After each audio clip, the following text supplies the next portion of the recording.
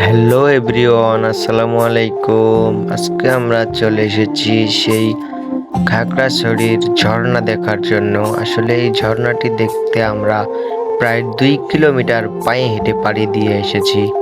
আসলে ঝর্ণা দেখতে কার না ভালো লাগে, সেই জন্য আমরা 2-3 কিলোমিটার পাড়ি দিয়ে চলে এসেছি। 2-3 কিলোমিটার পায়ে হেঁটে পাড়ি দেওয়া আমাদের কাছে কোনো ব্যাপারই না।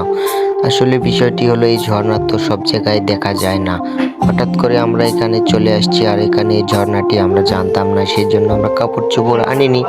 তারপর আমরা হেঁটে আসতে আসতে অনেক গরম লাগলো। গরম লাগার পর আমরা সেই ঝর্ণার পানি উপভোগ করলাম এবং আমাদের শরীরের সাথে সেই ঝর্ণার পানি মাখন মাখন করে নিলাম এবং আমরা গোসল দিলাম।